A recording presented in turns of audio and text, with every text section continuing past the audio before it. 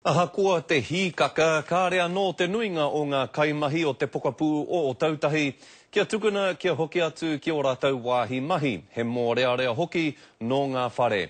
Kei roto te kōti ārohe i tētahi o ngā whare mōrearea nei, engari kua waimari e rātou i te whakapuaretanga o tētahi marae o tautahi, hei wāhi mahi taupua mō rātou.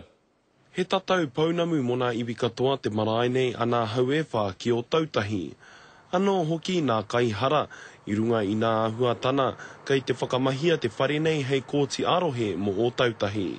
Ai tēnei wā, ko tēnei whare, kei roto te mana o te ture, e kiana tāhu o te ture. I te atanei i pōhiritia e te mana whenua i te tāhu o te ture ki runga i te marae hei kāingarua mā rātou, i runga i te mōhio kua riro kē tō rātou kainatahi i te rūwhenua nui.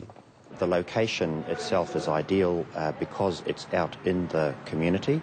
At this stage, we're focusing on what it is that we need to do to provide the immediate and extended range of services into the near future. Kei te arikarika katoa te tāhu ki te tīmata i a rātou mahi. Work has just been piling up. We were busy before the earthquake, and now we have an opportunity to begin to shift it. We'll keep the arrangement in place for as long as is necessary. We'll be guided to a large extent by the time it will take for us to access our court buildings. Hei tā te mana whenua he painga tēnei mana kaihara Māori i runga i te mōhio ka whakawāhia rātou ki tētahi whare Māori. Haere atu rātou ki roto ngā kōti o te Pākehā, i roto i ngā tāone. Ka re rātou i tino rata ki ngā whare. Engari konei, te ruinga o tātou ka te mōhio kato tātou ko tēnei rā te whare ruruhau mo te katoa. I'd like to think that people come here recognise this is a special place.